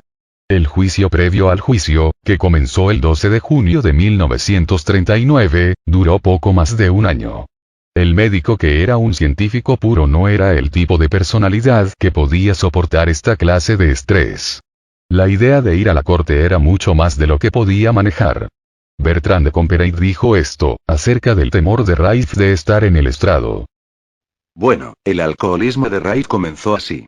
Raif era uno de esos hombres que no tomaba ningún tipo de alcohol en ningún momento. Ahora, cuando surgió este caso, sabíamos que como parte del testimonio que se tomaría estaría la declaración de Rafe, de que él había ideado este método y había empleado a Hoyland para hacer el trabajo. Que todo lo que Hoyland sabía era gracias a Rafe. Era el trabajo de su vida. Entonces, tuve una charla con Rafe. Muchas personas tienen un miedo exagerado de estar en el estrado de los testigos y Rafe lo tuvo en muy alto grado. Le aseguré, que en lo que se refería a revelar el secreto de la frecuencia, estábamos muy interesados en preservar el secreto tanto como él, que no pediríamos nada sobre eso, sino simplemente mostrar que todo este conocimiento fue gracias a él, y eso fue todo lo que Hoyland tenía. Bueno, comenzó a beber y desde entonces fue un alcohólico. Sus problemas alcohólicos comenzaron antes de las formalidades reales del juicio. Su preocupación era tener que aparecer como testigo y ser molestado y hostigado por los abogados, y eso fue lo que lo hizo comenzar a beber. Rafe no fue capaz de renunciar a la bebida por el resto de su vida. Había perdido su fe en la humanidad. Todas las cosas que Hoyland y Hutchinson habían hecho, salieron a la luz en el juicio. Rafe y los otros propietarios de la compañía finalmente se enteraron de todos los cambios que Hoyland había hecho al instrumento y las diferentes frecuencias que utilizó. El juicio no fue un juicio por jurado. Correspondió al juez decidir el caso después de escuchar el testimonio. El juez Kelly vio a través de todos los engaños y mentiras, que incluían el papel de la AMA, la intención de hacerse con la Vin Ray. Vin Ray ganó el caso, pero quedó sin un centavo después que las cuentas legales fueron pagadas. Ben Collen habló sobre el juicio y la oferta interesante que hizo el juez Kelly. El juez Kelly ofreció pelear contra la Han Realty Company, y en realidad fue iniciado en un acuerdo directo con la Asociación Médica Estadounidense. Se ofreció a defender mi caso contra ellos, pero yo estaba en la ruina. Tuve 1 año y 3 días. Estaba tan perplejo que simplemente tomé algunas herramientas que tenía y tiré abajo la puerta trasera de Convair, y conseguí un trabajo en la tienda de máquinas. Mientras que el juicio estaba en marcha, Fishman a través de la AMA, comenzó otra campaña. Ellos atacaron el trabajo de Rafe e hicieron visitas a todos los médicos que usaban los instrumentos de frecuencia y los amenazaron. Las siguientes declaraciones de Ben Collen, Bertrand Comperate y Henry Signer cuentan la historia. Cualquiera que tuviese uno de estos, un médico, le dijeron que se deshiciera de él en ese momento, tan pronto como comenzamos nuestro caso en la corte del juez Kelly, o bien perdería su membresía en la AMA. Y eso es lo que forzó al Dr. Hammer a salir del tema. Luego, por supuesto, él nos devolvió sus 2 máquinas y tuvimos que cubrirlo con sus gastos, pero eso, por supuesto, se llevó a cabo con todos los implicados. Eso fue lo que nos embretó. Cuando aparentemente alguien le está dando un monopolio al médico, lo persiguen. Me estaba yendo muy bien con ese experimento en ese momento. Y ahí se produjo el retiro de la Asociación Médica Estadounidense, y comenzó a disputar todo el trabajo que habíamos hecho y tuvimos parte de la batalla con ellos. Esa fue una gran batalla donde el Dr. Rafe se retrajo, porque él no es un hombre de negocios o luchador, es un científico y estaba muy abatido. Toda nuestra investigación se detuvo. Fue muy desafortunado. Al final del juicio, Kelly hizo esta declaración. El tribunal no está llamado a transmitir los méritos de la máquina. Pero la gente aquí ante la corte tiene gran confianza en su poder, tanto curativo como monetario. Morris Fishman en la AMA había logrado su objetivo, y era que si no podía obtener el control de la tecnología de Rafe entonces la destruiría. La AMA les había hecho llegar una oferta al Dr. Johnson y al Dr. Rafe, antes de que todo esto sucediera. El Dr. Rafe dijo que el problema con la oferta de la AMA era que tenía que entregar el trabajo de toda su vida sin recibir un centavo. El Dr. Johnson y el Dr. Rafe rechazaron la oferta. No sabían los problemas futuros a los que se enfrentarían. El legado de Morris Fishman. El juicio casi destruyó a Rafe en relación con su trabajo. Nunca más volvería a ver el tipo de apoyo que había tenido en el pasado. Fishman era conocido por este tipo de tácticas. Cada vez que Fishman no podía conseguir el control de algo que él quería, se disponía a destruirlo. Fishman fracasó en anatomía en la escuela y luego apenas se graduó. Fue a trabajar a la revista de la AMA, antes de terminar su pasantía. Nunca trató a un paciente o recetó medicamentos durante su vida. Como editor del diario de la AMA, controló los ingresos de la institución y publicó los estándares aceptados de la medicina. Utilizó su posición en la AMA para enriquecerse y destruir las terapias legítimas. Tomó la decisión de que las drogas podían ser vendidas siempre y cuando las compañías farmacéuticas anunciaran en la revista de la Asociación Médica Estadounidense. Cuando asumió el control no había agencias de pruebas de drogas. Y no hizo ninguna diferencia si la droga funcionaba o no. El dinero era lo único que importaba. En su posición como editor de la revista desde 1924 a 1949, parecía ser solo un artista del chantaje. Fishman murió en la década de los 70s. Su obituario, que fue impreso en el New York Times, dijo que había entrado en la medicina porque de joven había percibido el poder que tenía un médico. Poder era todo lo que realmente quería. En 1939 no solo estaba tratando de destruir a Rife, sino que también estaba tratando de destruir a Harry Hoxsey y su fórmula prometedora. Esta fórmula y las clínicas de cáncer de Hoxsey, que eran las clínicas privadas más grandes del mundo, estaban teniendo tal éxito que amenazó a la AMA y a las compañías farmacéuticas. Un grupo de médicos de la AMA le pidió a Hoxsey que demostrara su método. Entre ellos estaba Morris Fishman. Thomas Mannix, un oficial de policía jubilado, sería el sujeto de demostración. Un día después de que este hombre apareciera curado por la fórmula de Hoxsey, los doctores de alto rango de la AMA se encontraron con él y le ofrecieron comprar la fórmula. El acuerdo habría dado a estos médicos y a Morris Fishman todos los derechos sobre la fórmula. Los médicos obtendrían todos los beneficios durante los primeros 8 años y Hoxsey obtendría el 10% de los beneficios a partir del 9º año. Hoxsey estaba dispuesto a dejar que lo tuvieran, siempre y cuando lo hicieran barato, y nadie pudiera ser rechazado por falta de fondos. La AMA se negó a poner ese acuerdo en el contrato, por lo que Hoxsey se negó a darles la fórmula. Con esto Morris Fishman y la AMA fueron por su cabeza. Por supuesto, la institución negó que todo esto había tenido lugar, pero no pudieron ocultar la evidencia del hombre que fue curado del cáncer. Fishman tildó a Hoxsey de charlatán. El asistente de fiscal del distrito de Dallas, Texas, Al Templeton, detuvo a Hoxsey más de 100 veces en 2 años. Pero cuando se le diagnosticó cáncer a su hermano, Mike Templeton, fue en privado a la clínica Hoxsey y se curó. Al cambió de opinión y se convirtió en abogado defensor de Hoxsey. Cada vez que se llevaba a Hoxsey a la corte, ninguno de sus pacientes testificaba contra él, de hecho solo daban testimonio de cómo sus tratamientos los curaron. Aunque su tratamiento no curaba a todo el mundo de cáncer, funcionaba mejor que la radiación, la quimioterapia y la cirugía. Hoxsey ganó sus batallas en la corte y 2 cortes federales confirmaron su valor terapéutico. La batalla de Hoxsey con Fishman duró más de 25 años y fue la destrucción final de Fishman. Cuando Fishman calumnió a Hoxsey en los periódicos, Hoxsey demandó a Fishman por difamación y ganó. Fishman tuvo que admitir bajo juramento que la fórmula de Hoxsey curaba algunas formas de cáncer. Sus credenciales estaban finalmente bajo escrutinio. Se encontró cada vez más a la defensiva, los críticos de Fishman y la AMA los acusaron de ser un sindicato de médicos y establecer políticas para servir a sus propios intereses financieros. Los casos de los tribunales federales coincidieron en que este era precisamente el caso. Morris Fishman finalmente fue expulsado de su posición como redactor en 1949. Incluso con Fishman quitado de la institución, las políticas no cambiaron. Hoxsey finalmente fue forzado a salir del negocio en los Estados Unidos por la AMA y la FDA. El daño causado por Fishman está más allá del cálculo. En el caso de Rife y los otros médicos que estaban utilizando los instrumentos de frecuencia, solo un puñado dejó de tratar a los pacientes con el equipo. Irónicamente, Fishman a través de Hoyland había sido capaz de obtener el control de la Vimray. Hubieran poseído el método y los instrumentos de la frecuencia de Rife que estuvieran en cada hospital al día de hoy.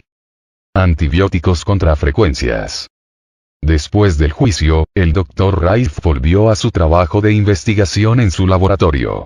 La penicilina fue el primer antibiótico que se descubrió, y en los primeros años de la década de los 40 se puso en el mercado. La profesión médica estaba más interesada en dar antibióticos a sus pacientes que en el uso de un instrumento que pudiera usar frecuencias para destruir organismos. Los antibióticos eran vistos como la panacea que resolvería todos los problemas de salud de la humanidad y se invertirían cantidades enormes de dinero en su desarrollo y en los bolsillos de los médicos que los prescribieran. Bajo estas circunstancias y con la presión de Morris Fishburne, el interés por la drástica tecnología comenzó a desvanecerse. El uso de los descubrimientos de Rife de 1939 a 1944 continuó en silencio entre algunos médicos que tenían sus instrumentos de frecuencia. En 1940, la señora Bridge, que había estado donando a su laboratorio de investigación, murió. El dinero de Henry Timken ya no estaba a disposición. El Dr. Milbank Johnson murió repentinamente en 1944. Su influencia había hecho posible que los doctores utilizasen los instrumentos de frecuencia. Al parecer, Fishburne no quería encargarse del Dr. Johnson, porque no fue hasta la muerte de Johnson que la presión se puso en estos doctores para que utilizaran antibióticos, que se consideraron el tratamiento médico convencional para la enfermedad. Esto es lo que dijo Rife que sucedió cuando el Dr. Johnson murió. 2 semanas después de la muerte del Dr. Johnson, acudieron a los médicos y les dijeron que no podían usar más esos instrumentos. En 1947 el Dr. Rife decidió cerrar su laboratorio y retirarse. Todavía trabajaba con las agencias de la policía, dando cursos de laboratorio criminal que incluyeron temas tales como química fotográfica y física. También donó para su uso varios microscopios de alta potencia al laboratorio. Dio discursos sobre bacteriología, óptica y charlas sobre el uso de sus microscopios. Life Labs. Los nuevos instrumentos. En 1950, John Crane conoció al Dr. Rife.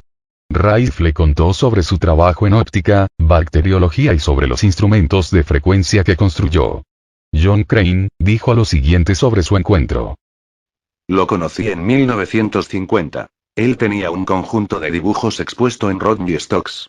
Ese fue el mejor conjunto de dibujos que vi, y lo quería. Me tomó alrededor de 3 viajes antes de que se lo comprara. Y cada vez que salía me contaba sobre lo que había sucedido en el pasado. Ya sabes, y eso es lo que me atrajo. Me interesé y decidí probarlo por mí mismo. Comenzó una amistad entre Crane y Rife que duraría muchos años, hasta que muriera. Crane estaba interesado en intentar reconstruir los instrumentos de frecuencia. Crane trabajó en Convair Aeronáutica, una corporación de Howard Hughes. Mientras trabajaba para Convair en 1953, John Marsh fue contratado como supervisor en la tienda. Crane y Marsh se hicieron amigos. La esposa de Marsh tenía cáncer y él había llegado a San Diego para tratar de conseguir ayuda para ella. Después de muchas pruebas los médicos no pudieron hacer nada contra el cáncer terminal. Crane le dijo a Marsh acerca del Dr. Rife. Fueron a visitarlo para ver si estaría dispuesto a ayudar. Lo siguiente es lo que cuenta John Marsh sobre la visita. En 1953 conocí a un hombre llamado John Crane, de la compañía de aviones Convair. En un momento conoció a un hombre llamado Royal Raymond Rife, y como mi esposa tenía cáncer, trabajando en Convair, descubrí que este doctor era un gran individuo y quise saber dónde podía contactarlo. Así que fui a verlo, hablé con él. Dijo que no quería tener nada que ver con eso y le dije que mi esposa se estaba muriendo y que necesitaba su ayuda. Lo saqué de ese capullo hablando así. Le dije a John, son instrumentos viejos sueltos, vamos a rejuvenecer uno de estos, pueden curar a mi esposa. Bueno, Ron Thompson, que estaba con el Departamento de Policía de San Diego, experto en radios, había construido algunos instrumentos y eran antigüedades en ese momento, los vimos y traté a mi esposa y ella lo consiguió, y pensé que era una muy buena idea. En 1953 John Crane y John Marsh, motivados por la curación de la esposa de Marsh, unieron sus fuerzas y decidieron reconstruir los instrumentos de frecuencia. Convencieron a Rife de aceptar ser el director de investigación en la compañía que formaron, que fue llamada Life Labs Incorporados.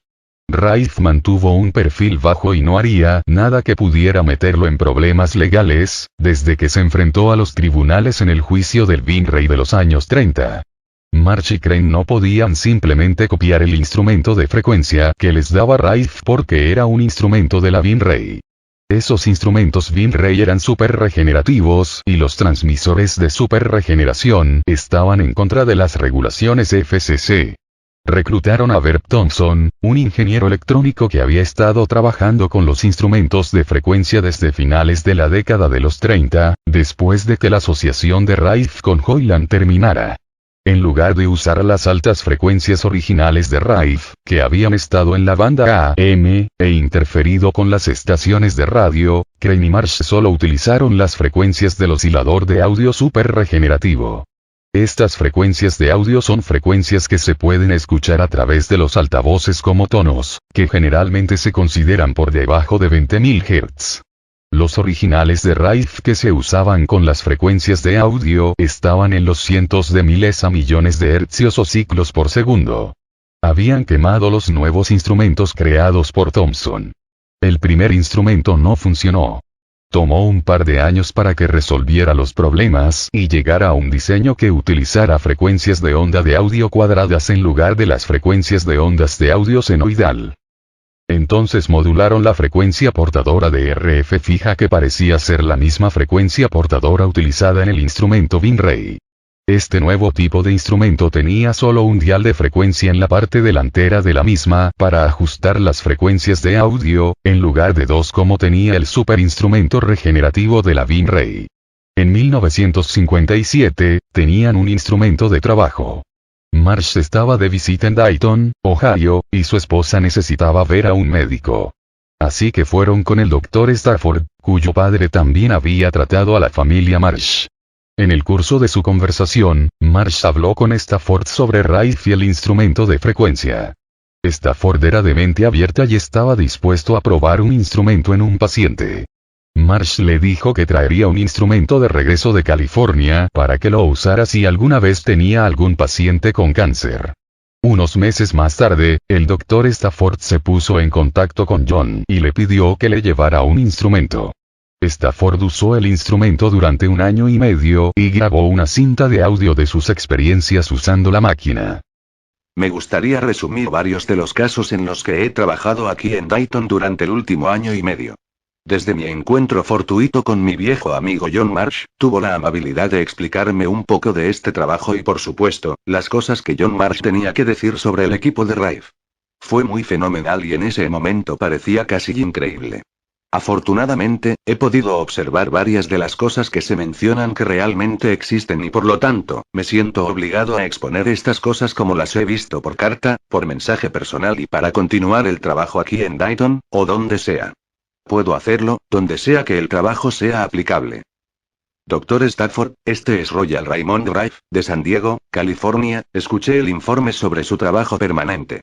Creo que lo que está haciendo va a ser un hito en el campo de la electrónica respecto a los tejidos de las bacterias en el cuerpo humano. Tengo 72 años y trabajé hasta los 50 años en la investigación médica y lo hice con lo mejor de mi capacidad y le agradezco mucho por la cooperación y el trabajo que ha hecho hasta ahora, en el avance a este dispositivo, en el que originalmente trabajé en 1920. Ideé un instrumento que con la frecuencia correlativa desvitalizaba el constituyente químico de la bacteria. El Dr. Stafford usó el instrumento desde 1957 a 1962. Al mismo tiempo había médicos en Utah y California, usando los instrumentos de frecuencia. El Dr. Edward Jepsen estaba en Salt Lake, y estaba viendo el mismo tipo de resultados que el Dr. Stafford. En 1958, el Consejo Médico del Condado de Salt Lake obligó a Jepsen a dejar de usar el instrumento, aunque muchas personas estaban siendo ayudadas por él. Pero aún no habían demostrado que funcionaran tan bien como los instrumentos super regenerativos construidos por Lee DeForest y Hoyland. Durante este tiempo Crane y Marsh, no Rife, comenzaron a trabajar en un revolucionario y nuevo instrumento de frecuencia portátil más pequeño que sería menos caro que el actual instrumento Vin-Ray. En ese momento el instrumento Vin-Ray costaba $3.500. Incluso los médicos lo encontraron caro para comprar. Fue el alto costo de la construcción de los instrumentos Vin-Ray que les hizo buscar hacer las cosas de una manera diferente. Los instrumentos de frecuencia más pequeños eliminaron la necesidad de un tubo de rayos mediante el uso de almohadillas que entraban en contacto con el cuerpo para entregar las frecuencias con una pequeña fracción del costo del bitrate, porque estos instrumentos eran más pequeños y entraban en contacto con el cuerpo y no necesitaban tener la misma potencia que la unidad de tubo de rayos. Crane y Marsh no tenían la cantidad de dinero que gastó Rife. La necesidad es la madre de la invención. Crane y Marsh usaron un generador de funciones de un kit de salud para predecir las frecuencias. Estos generadores de funciones del kit de salud no tenían una frecuencia portadora incorporada para modular las frecuencias de audio. Por lo tanto, la frecuencia portadora ya no se utilizaba. Rife era muy escéptico con estos instrumentos más pequeños, aunque Crane y Marsh obtuvieron grandes resultados con estos instrumentos. No fue hasta que la potencia aumentó que finalmente funcionó de la manera que esperaban. Bertrand Comperet habló sobre por qué construyeron el nuevo instrumento sin el tubo de rayos. Bueno, Crane originalmente estaba con técnicas más modernas, duplicando la máquina de Rife, el tubo y todo eso para experimentos iniciales. Y como dije, llegó a la conclusión de que no se obtenía nada adicional mediante el uso del tubo. Si no obtenía la frecuencia, podía ejecutar el resto indefinidamente y no pasaba nada. Todo iba muy bien para los Light Flaps hasta 1961 y finalmente llamaron la atención de la AMA. El Dr. Stafford fue visitado por un oficial de la FDA, pero debido a que era médico simplemente lo dejaron. Al día siguiente fueron secretamente a los Light Flaps. Bertrand Comperet cuenta la historia de lo que sucedió a continuación.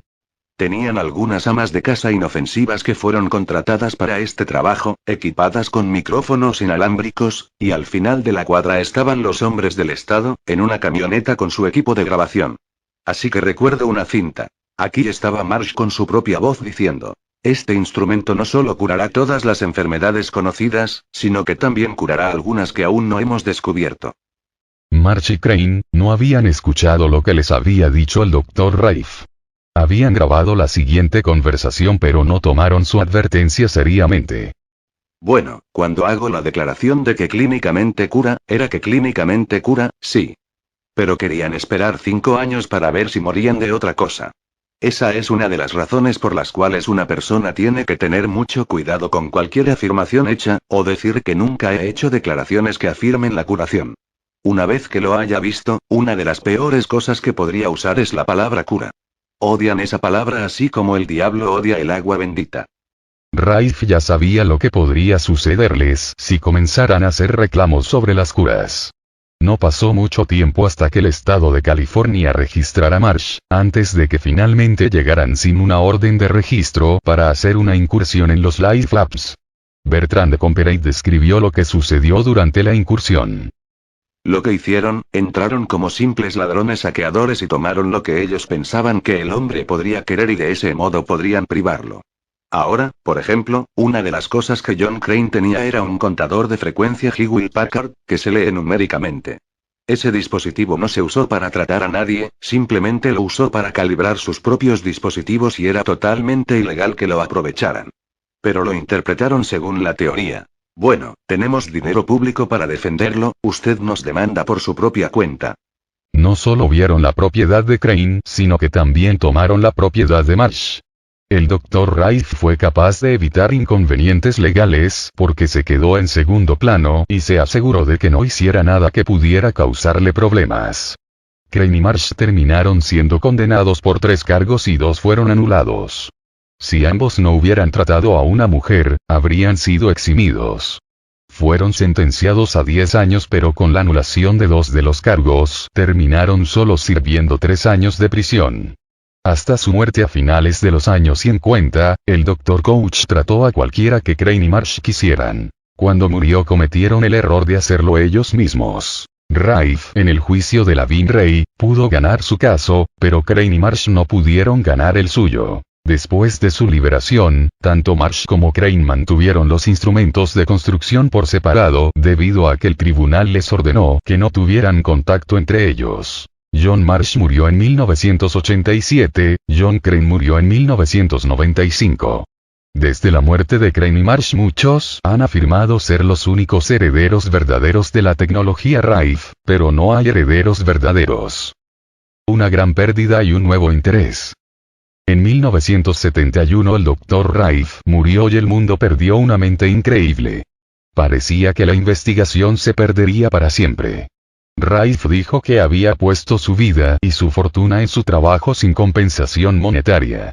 Lo había terminado y entregado a la humanidad en un plato de plata. Pero ninguna de las personas en posiciones de poder lo quería.